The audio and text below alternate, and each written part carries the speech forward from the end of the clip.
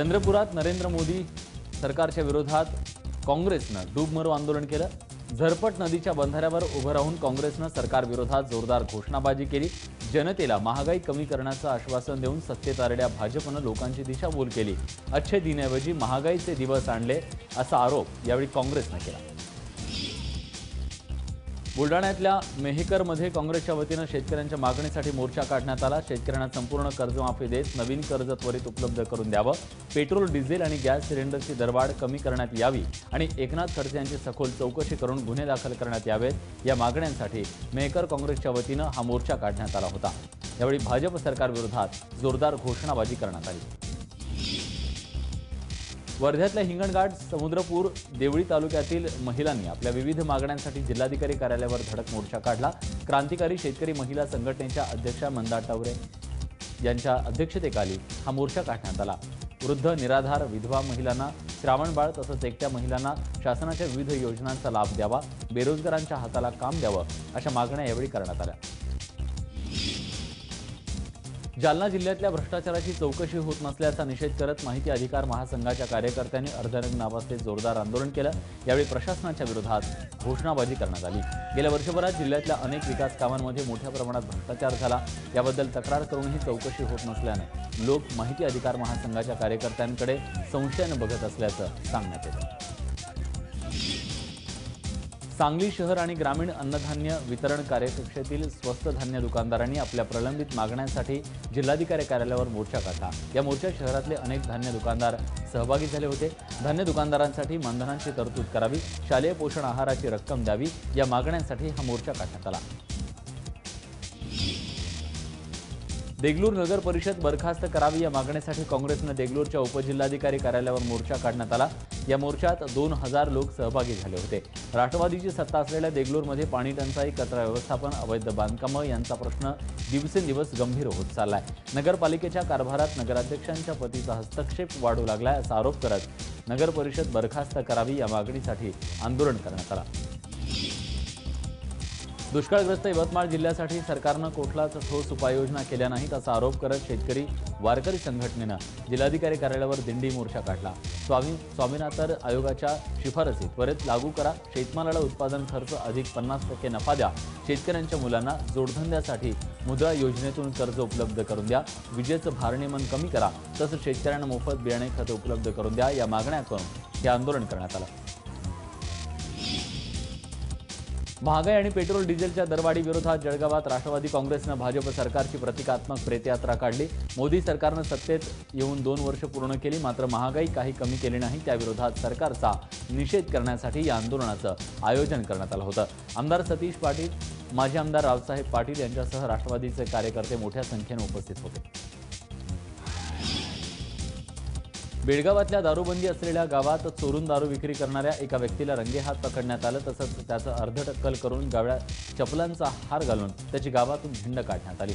गोकाक तालुक्यातील हळूर गावामध्ये महिलांच्या पुढाकारानं दारूबंदी लागू झाली होती। दारूबंदी असतानाही एक व्यक्ती चोरून दारू विक्री करत असल्याची माहिती या सगळ्या महिलांना मिळाली। त्यानंतर त्याची गावातून झिंड काढण्यात आली। छत्तीसगड राज्यातून गडचिरोली जिल्ह्यात दारूची अवैध तस्करी करणाऱ्या 2 वाहनांसह 12 लाखांची दारू जप्त करण्यात आली आहे। छत्तीसगड राज्यातून कसनसूर पुस्टोला पावी मुरांडा मार्गे वाहनाच्या माध्यमातून दारूची वाहतूक केली जात असतानाची माहिती एसडीपीओ पथकाला मिळाली। त्यानुसार सापळा रचून ही कारवाई करण्यात आली आहे। या कारवाईने दारू विक्रेत्यांचे धाबे दणाणले। पिंपरी चिंचवडसह राज्यात बनावट जात प्रमाणपत्र बनवून देणाऱ्याला उस्मानाबादमधून अटक करण्यात आली आहे। प्रसाद दादासाहेब बनसोडे असं अटक केलेल्या 42 वर्षीय आरोपीचं नाव आहे। पिंपरी चिंचवडसह राज्यात जात प्रमाणपत्र, जात पडताळणी प्रमाणपत्र अशा अनेक सरकारी कार्यालयांचे बनावट कागदपत्र बनवून देण्याचं रॅकेट चिंचवड पोलिसांनी गेल्या आठवड्यात उघडकीस आणलं होतं। त्याच प्रकरणाचा तपास करत असताना प्रसाद बनसोडे हा मुख्य सूत्रधार असल्याची माहिती मिळाली। आता त्यालाही बेड्या ठोकल्या। वर्ध्यातल्या कारंजामध्ये घरफोडी करणाऱ्या चोराला नागपूरमधून अटक करण्यात आली आहे। 15 दिवसांपूर्वी कारंजातल्या नरेंद्र बारंगे याच्या घरी घरफोडी झाली होती।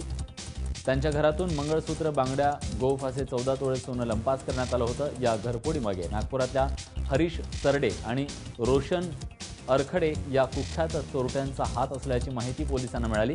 त्यानुसार पोलिसांनी कारवाई करत त्यांना बेड्या ठोकल्या।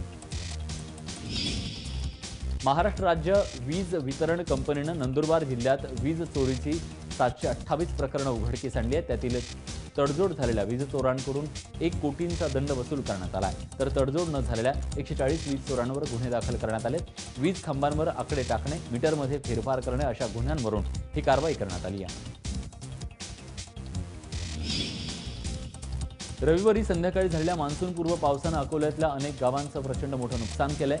अकोट, तेल्हारा, पातूर, बाळापूर या सगळ्या तालुक्यांमध्ये वादळी वाऱ्यानं घरांचं, झाडांचं मोठं नुकसान केलं। बाळापूरमधील खामखेड गावातील झोपडपट्टी या वादळात नेस्तनाबूत झाली आहे। सोसाट्याच्या वाऱ्यानं विजेच्या तारा तुटल्या, त्यामुळे कालपासून गावात वीजही नाहीये। दरम्यान महसूल विभागानं या सगळ्या परिस्थितीचे पंचनामे करायला सुरुवात केली आहे। रविवारी संध्याकाळी वादळी वाऱ्यासह झालेल्या जोरदार पावसानं हिंगोलीत महावितरणचं लाखो रुपयांचं नुकसान केलंय, तर शहरातील छोटी दुकानं वाऱ्यासह उडून गेली आहेत। उन्हाळ्यानिमित्तानं ठिकठिकाणी उभी असलेली आईस्क्रीम, लस्सी, ज्यूसची दुकानं वाऱ्यामुळे उडून गेली, तर महावितरणच्या तारांवर झाडं कोसळल्यानं संपूर्ण शहराचा वीज पुरवठाच खंडित झाला। गेल्या 2 दिवसांपासून पडणाऱ्या मान्सूनपूर्व पावसानं परभणी जिल्ह्यातील जनजीवन पूर्णपणे विस्कळीत झाले। जिल्ह्यातील जिंतूर, सेलू, पूर्णा या भागात वादळी वाऱ्यासह पावसानं हजेरी लावली, त्यामुळे मोठ्या प्रमाणात नुकसान झालंय। वादळानं मोठमोठी झाडं उन्मळून पडली आहेत। महावितरणच्या विद्युत तारांचं नुकसान झालंय। वादळानं विजेचे खांब पडले, तारा तुटल्या, त्यामुळे गावं अंधारात आहेत।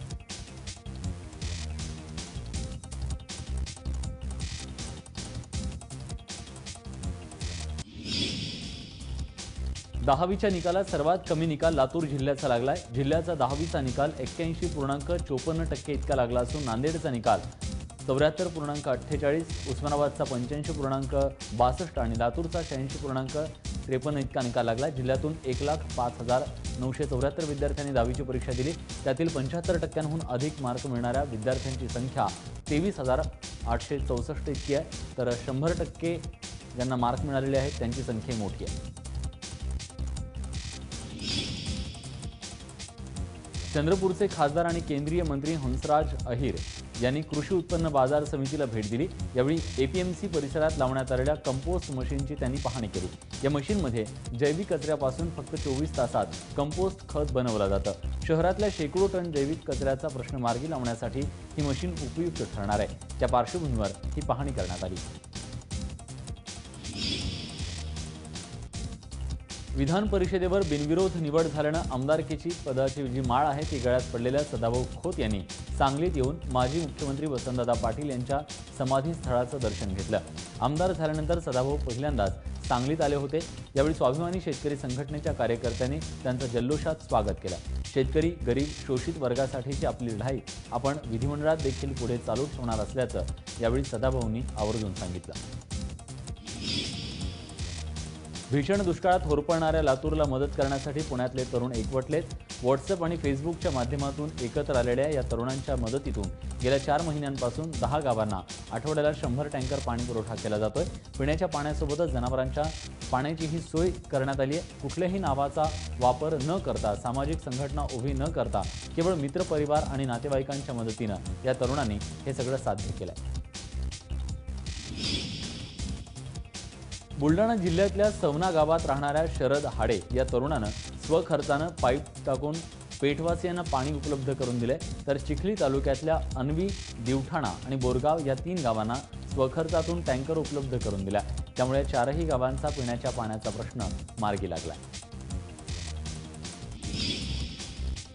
नंदुरबार जिल्ह्यातल्या पाणी टंचाईवर उपाययोजना करणाऱ्या जिल्हा परिषदेला पाणी टंचाईला तोंड द्यावं लागतंय। जिल्हा परिषद कर्मचाऱ्यांच्या वसाहतीत पाण्याचा ठणठणाट असून कर्मचारी पाण्याअभावी हैराण झालेत। पाणी पुरवठा करणारी बोरवेल नादुरुस्त झाल्यानं गेल्या 4 ते 5 दिवसांपासून या वसाहतीत पाणी पुरवठा होत नाहीये। त्यामुळे या कर्मचाऱ्यांना पाण्यासाठी वणवण करावी लागते। परिवहन महामंडळाच्या भंडारा विभागाला 2015-16 मध्ये तब्बल 29 कोटी रुपयांचं नुकसान सहन करावं लागलंय। खासगी वाहनांमधून होणाऱ्या वाहतुकीमुळे हे नुकसान झाल्याचं एसटीच्या अधिकाऱ्यांचं म्हणणं आहे। बस स्थानकाच्या 200 मीटर परिसरात खासगी वाहनांना पार्किंग करण्याचा अधिकार नाही आहे, मात्र तरीही सर्रासपणे त्याचं उल्लंघन केलं जातं. त्याचाच फटका एसटीच्या उत्पन्नाला बसतोय.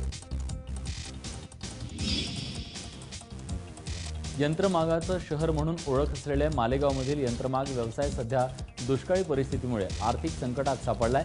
तयार झालेल्या कापडाला उठाव नसल्यानं मालक हतबल झालेत.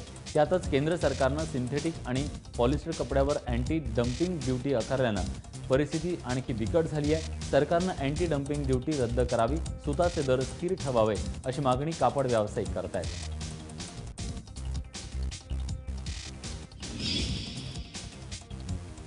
राज्याचे गृहराज्यमंत्री आणि वाशिम जिल्ह्याचे पालकमंत्री डॉक्टर रणजित पाटील यांनी वाशिम जिल्हाधिकारी कार्यालयात खरीप हंगामाबद्दल आढावा बैठक घेतली. यावेळी बँकेचे सर्व अधिकारी, महसूलचे अधिकारी हजर होते. ज्या बँकांनी शेतकऱ्यांना कमी कर्ज वाटप केलं त्या बँकेत कोतवालाची नियुक्ती करण्यात येईल आणि तो कोतवाल शेतकऱ्यांना कर्जासाठी मदत करेल अशी माहिती यावेळी पाटील यांनी दिली. नाशिक जिल्ह्यातल्या नस्तपूर इथल्या शनी मंदिरातील भाविकांची गर्दी दिवसेंदिवस वाढताना दिसते. शनी शिंगणापूर त्र्यंबकेश्वर इथं महिला प्रवेशावरून वाद सुरू आहे, पण नस्तनापूरच्या शनी मंदिरात कुठलाही भेदभावाशिवाय महिला थेट चौथऱ्यावर जाऊन दर्शन घेऊ शकतात. शनिदेवाच्या 7.5 पीठांपैकी अर्धपीठ असलेल्या या मंदिरात मोठ्या प्रमाणावर विकास कामं होत आहेत. त्यामुळे शनी जयंतीला या पुरातन मंदिरामध्ये विक्रमी संख्येनं भाविक दाखल होत आहेत. पंढरपुरातल्या चंद्रभागेला प्रदूषणमुक्त आणि निर्मळ करण्यासाठी मुख्यमंत्री देवेंद्र फडणवीस सरकारनं हाती घेतलेल्या नमामि चंद्रभागा प्रकल्पाच्या पहिल्या टप्प्याला सुरुवात झाली आहे. पांडुरंग परिवार आणि कर्मयोगी प्रतिष्ठानच्या वतीनं चंद्रभागेची सफाई करण्यात येते. यावेळी आमदार प्रशांत परिचारक यांच्यासह 10,000 कार्यकर्ते हातात झाडू घेऊन आणि पाठ्या घेऊन वाळवंटात उतरले होते. मोठ्या संख्येनं सफाई मोहीम राबवल्यानं हाती घेतलेलं चंद्रभागा पात्र आणि वाळवंट चकाचक स्वच्छ बनलंय. भंडारा जिल्ह्यातल्या सर्वात मोठी आणि श्रीमंत ग्रामपंचायत असलेल्या गणेशपूर ग्रामपंचायतीला आयएसओ मानांकन मिळाले. अद्ययावत आणि आधुनिक कारभारावर असलेल्या या ग्रामपंचायतीत दाखल्यांसाठी भटकंती करावी लागत नाही. गावातील रस्ते, नाले देखील सुस्थितीत असून स्वच्छताही आहे. या ग्रामपंचायतीला याआधी सरकारच्या विविध पारितोषिकांनी गौरवले गेले. नांदेड जिल्ह्यातल्या घनदाट जंगलात हरणाची हत्या करून तस्करी करण्याचा प्रयत्न उघडकीस आलाय. नांदेड तेलंगणा सीमेवरच्या अंबाडी वन परिसरात गस्त घालताना वनपालांनी 2 दुचाकी स्वारांना हटकलं. त्यातून दोघांनी गाडी पळवून उलट्या दिशेनं पळण्यास सुरुवात केली. वनपालांनी त्यांचा पाठलाग करताच दुचाकी तशीच सोडून पळ काढला. या दुचाकीसोबत मृत हरणाचे तुकडे, धारदार चाकू जप्त करण्यात आले. रविवारी संध्याकाळी वादळी वाऱ्यासह आलेल्या पावसानं माळशिरसमध्ये 100हून अधिक पोपटांचा मृत्यू झाला होता. आज सकाळी याच वादळात जखमी झालेल्या 16 पोपटांना जीवनदान देण्यात आलं. माळशिरसमधल्या रणवरे कुटुंबानं गावकऱ्यांच्या मदतीनं जखमी पोपटांना घरी आणून त्यांच्यावर प्रथमोपचार केले. नंतर पशुवैद्यकीय डॉक्टरांच्या मदतीनं त्यांच्यावर योग्य ते उपचार करण्यात आले. परिसरातल्या जखमी पोपटांना शोधण्याचं काम सध्या केलं जात आहे.